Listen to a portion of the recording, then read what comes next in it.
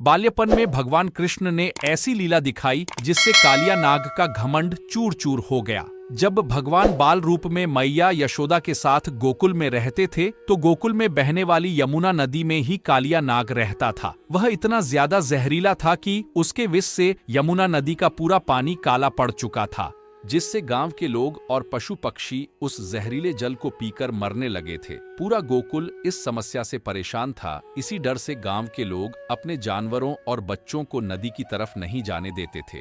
भगवान श्री कृष्ण ने किसका उद्धार नहीं किया था, वह सब कुछ जानते थे। तब भगवान ने कालिया नाग को सबक सिखाने की ठान ली। एक दिन श्री कृष्ण ने अपने सभी मित्रों को इकट्ठा किया और यमुना नदी के पास खेलने चल गए। सब डर रहे थे, लेकिन कृष्ण ने सभी को सांत्वना देते हुए कहा, मैं हूं ना, कुछ नहीं होगा। सब कृष्ण की बात मानकर गेंद खेलने लग जाते हैं। तभी अचानक श्री कृष्ण गेंद खेलते खेलते यमुना नदी के किनारे पहुंच गए, जिससे उनकी गेंद नदी में गिर जाती है। गेंद की वजह से खेल बीच में ही रुक गया। अब गेंद लाने के लिए कोई तैयार नहीं हो रहा था, क्योंकि सबको पता था कि कालिया नाग नदी में रहता है, इसलिए कोई भी जाने को तैयार नहीं हुआ। तो कृष्ण ने कहा, गेंद को लाने मैं ही जाऊंगा, क्योंकि मैंने ही उसे नदी में गिराया है।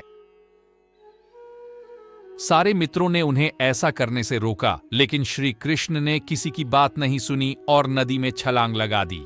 काफी देर हो चुकी थी, फिर भी कृष्ण नदी से बाहर नहीं आए। तब सारे बच्चे बहुत ज्यादा डर गए और भागते हुए मैया यशोदा को जाकर पूरी बात बताई, जिससे मैया यशोदा डर के मारे रोने लगी और अपनी सूझबूझ खोकर नदी की तरह दौड़ने लगी। पूरे गांव में हड़कंप मच गई थी। पूरा गांव मैया यशोदा के पीछे पीछे भागने लगा।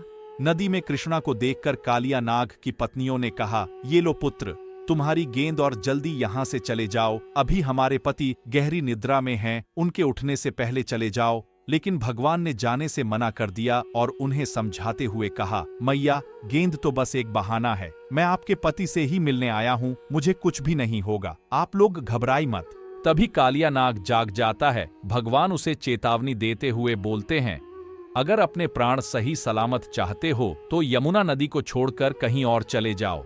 श्री कृष्ण की बात सुनकर कालिया नाग बोलता है, मैं तुम्हें चेतावनी देता हूँ, यहाँ से चले जाओ, नहीं तो मेरे जहर से बच नहीं पाओगे।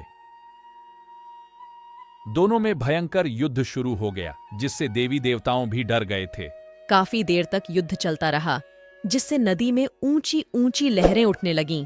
अब मैया यशोदा के आंसू रुक नहीं रहे थे और गोकुलवासी भी घबराने लगे थे।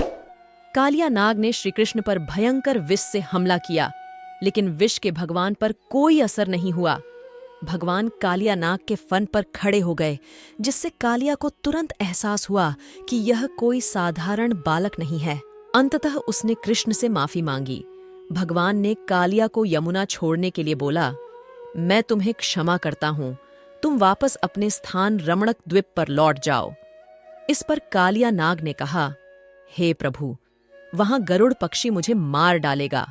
उसी से जान बचाकर अपनी रानियों को लेकर मैं यहाँ आ गया था। क्योंकि सौभरी अर्षि के श्राप के कारण गरुड़ यमुना नदी के पास नहीं आ सकता। भगवान ने कहा, तुम चिंता मत करो, वो अब तुम्हें कुछ नहीं करेगा, क्योंकि मेरे चरणों के निशान तुम्हारे फन पर हैं। उसे देखकर गरुड़ तुम्हारा कुछ नहीं करेगा। चलो, मुझे अब बाहर ले चलो। कृष्ण की आज्ञा लेकर कालिया भगवान को अपने फन पर उठाकर पानी से बाहर आ गया, जिसके बाद श्री कृष्ण कालिया नाग के फन पर नृत्य करने लगे। यशोदा मैया और नंद बाबा, साथ ही सारा गोकुलवासी कृष्ण की यह लीला देखकर अचंभित हो गए थे। सभी लोग खुशी के मारे नाच रहा थे। उधर देवी देवताएं भी भगवान की लीला देखकर मोहित हो गए थे। जिसके बाद कालिया नाग अपनी पत्नियों के साथ अपने स्थान पर वापस लौट गया। भगवान श्री कृष्ण को सही सलामत देखकर मैया यशोदा ने उन्हें अपने गले से लगा लिया और पूरा गोकुलवासी बहुत खुश था। कालिया नाग पर विजय पाने को भी नाग पंचमी के रूप में मनाया जाता है। तो बस आज के लिए इतना ही। मिलते हैं अगली वीडियो में। राधे राधे।